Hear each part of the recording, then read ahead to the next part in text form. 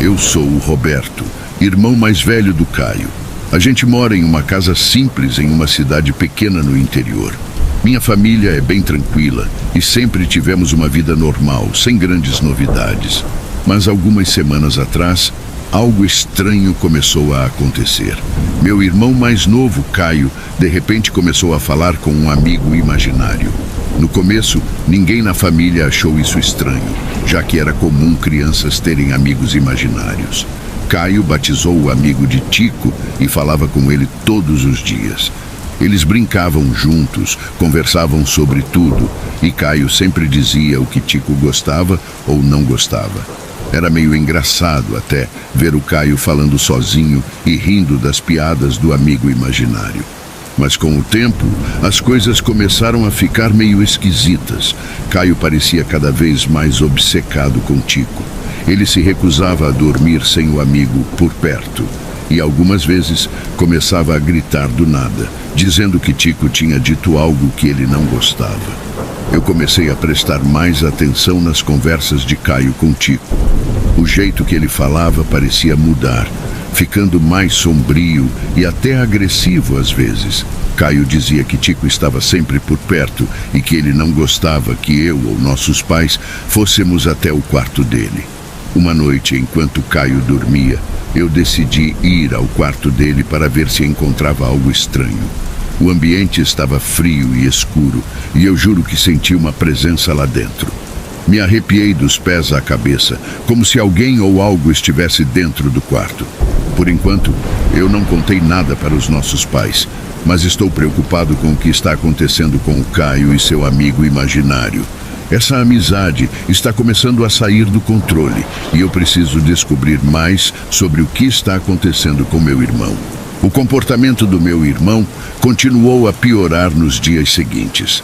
Ele começou a falar mais com Tico, a ponto de negligenciar outras atividades, como brincar com os amigos da escola ou até assistir televisão. Parecia que Tico estava tomando conta de todo o tempo do meu irmão. As conversas que eu ouvia entre eles ficavam cada vez mais esquisitas.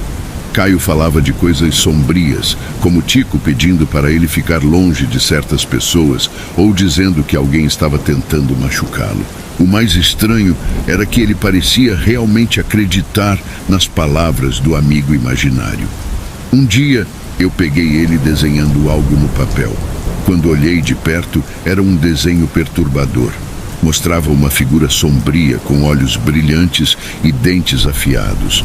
Era uma imagem assustadora, ainda mais vindo de uma criança. Eu perguntei para o Caio o que era aquele desenho e ele respondeu que era o Tico.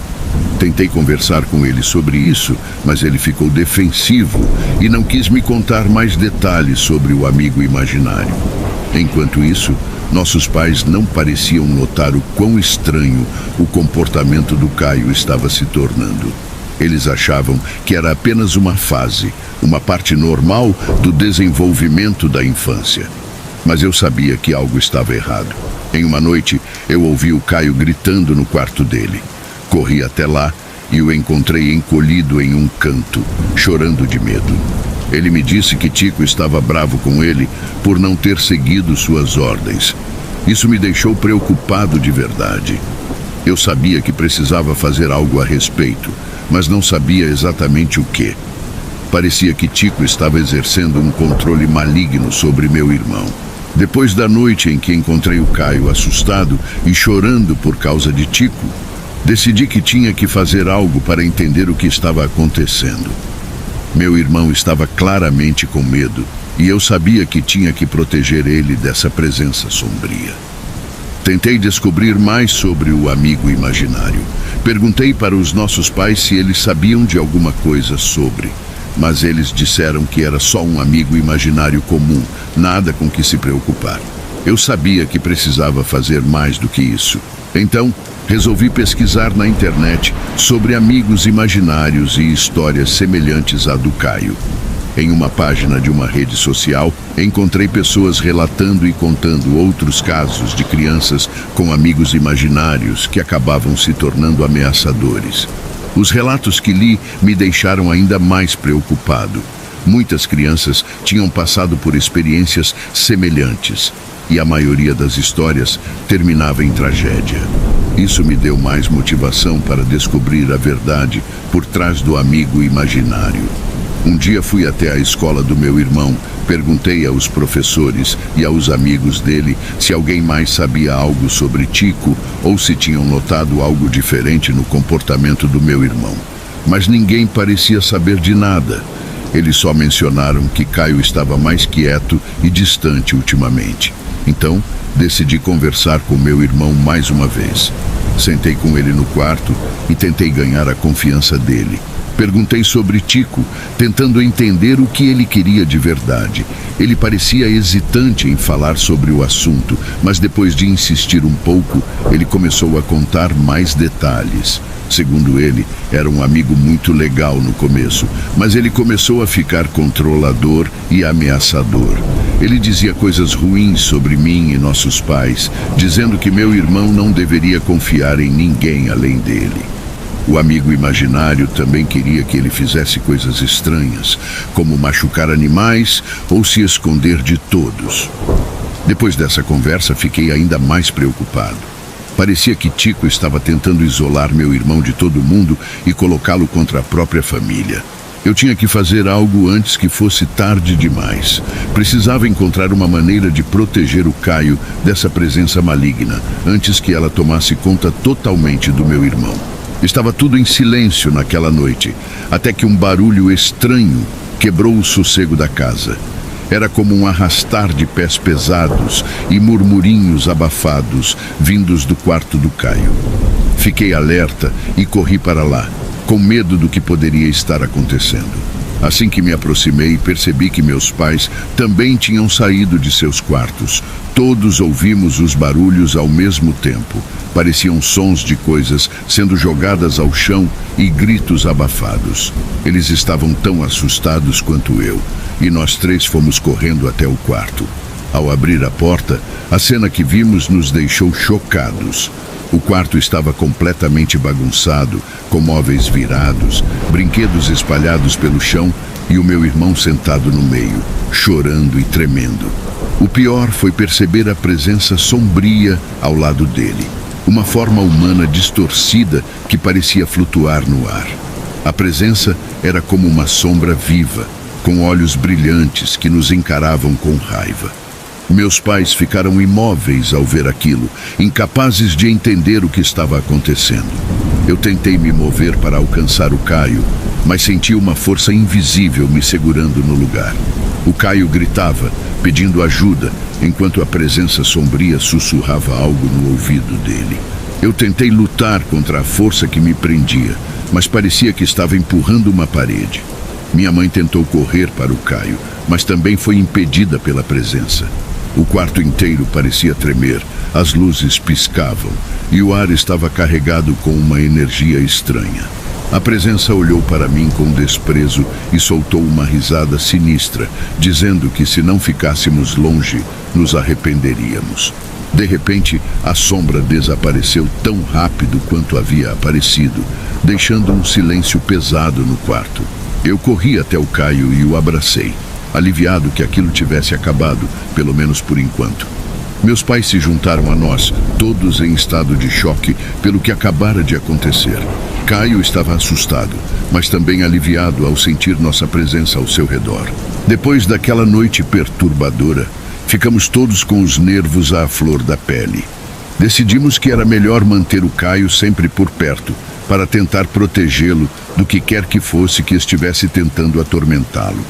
No entanto, estávamos prestes a presenciar algo ainda mais assustador. Era uma noite tranquila, ou pelo menos parecia ser, até que Caio começou a agir de forma estranha novamente. Ele estava sentado na sala, brincando com seus brinquedos, quando começou a falar sozinho. Achei que era apenas mais uma conversa com Tico, mas o tom de voz dele mudou de repente. Ele estava mais alto, falando como se estivesse discutindo com alguém. Meu pai e minha mãe vieram até a sala para ver o que estava acontecendo. Caio parou de brincar, olhou fixamente para um canto escuro da sala e começou a gritar que Tico estava bravo. e queria falar com a gente. Nesse momento, algo inacreditável aconteceu. Nós três, eu, meu pai e minha mãe, vimos uma sombra escura emergir daquele canto da sala. Era a mesma forma sombria que havíamos visto no quarto, mas agora ela parecia mais real, mais ameaçadora. A sombra pairava no ar, seus olhos brilhando com uma intensidade assustadora. O Caio continuava gritando, dizendo que Tico estava exigindo que fizéssemos algo, mas ele não conseguia explicar o que era. A sala ficou gelada e o silêncio era ensurdecedor. Minha mãe tentou pegar meu irmão no colo para protegê-lo, mas a presença sombria parecia impedir qualquer movimento em direção a ele. O Caio estava paralisado, olhando fixamente para a sombra, enquanto meu pai e eu tentávamos afastá-lo daquela coisa. A sombra começou a se mover na nossa direção, fazendo sons ameaçadores. Parecia que ela queria algo de nós, mas não podíamos entender o que era. Meu pai tentou dialogar com a presença, mas ela não respondeu. Apenas continuou a nos encarar com uma raiva crescente. Tudo parecia congelado no tempo, enquanto a sombra continuava a nos encurralar.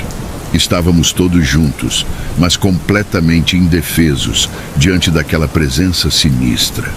Caio estava assustado e chorando, pedindo para que fizéssemos a sombra sumir. Foi quando a sombra finalmente começou a recuar, como se algo a estivesse afastando. De repente, ela desapareceu, deixando um silêncio pesado na sala. Meu irmão desabou em lágrimas nos braços da minha mãe, enquanto eu e meu pai tentávamos entender o que havia acabado de acontecer. Depois das últimas experiências assustadoras, estávamos todos exaustos e com medo do que poderia acontecer a seguir. Sabíamos que precisávamos encontrar uma solução para proteger o Caio e nossa família daquela presença sinistra. Foi então que meus pais conversaram com alguns amigos próximos sobre o que estava acontecendo. Eles recomendaram que levássemos o Caio à igreja e procurássemos ajuda espiritual para lidar com a situação. No início, eu e meus pais estávamos céticos em relação a essa ideia, mas depois de tudo que vimos, estávamos dispostos a tentar qualquer coisa. No domingo seguinte, fomos à igreja juntos. Conversamos com o padre, que nos ouviu com paciência e compreensão. Ele concordou em nos ajudar e recomendou que trouxéssemos Caio regularmente para orações e bênçãos. Meu irmão parecia mais tranquilo naquela atmosfera, e isso nos deu um pouco de esperança. Começamos a frequentar a igreja com frequência, levando Caio conosco a cada visita. O padre fez orações especiais pelo Caio, abençoando-o e pedindo proteção para nossa família. Aos poucos, notamos que as manifestações de Tico estavam diminuindo. Caio também parecia mais tranquilo e menos agitado. Ele começou a dormir melhor à noite e suas conversas com Tico se tornaram menos frequentes. Continuamos com nossas visitas à igreja, sempre buscando o apoio do padre para manter a paz em casa. Com o passar das semanas, as manifestações de Tico pararam completamente. O quarto do Caio voltou a ser um lugar seguro e a sombra sinistra nunca mais apareceu em nossa casa. A vida do Caio começou a voltar ao normal e ele se tornou uma criança mais alegre e sociável. A experiência nos deixou uma marca, mas estávamos aliviados por finalmente termos encontrado uma solução para proteger o Caio. A igreja se tornou um refúgio para nós e continuamos a frequentá-la para manter nossa família unida e longe de qualquer outra presença maligna. Hoje, escrevo esse relato com um sentimento de gratidão por termos superado essa situação assustadora. O Caio está seguro e nossa família está mais forte do que nunca. Agora podemos seguir em frente com nossas vidas, sabendo que enfrentamos o desconhecido e saímos vitoriosos.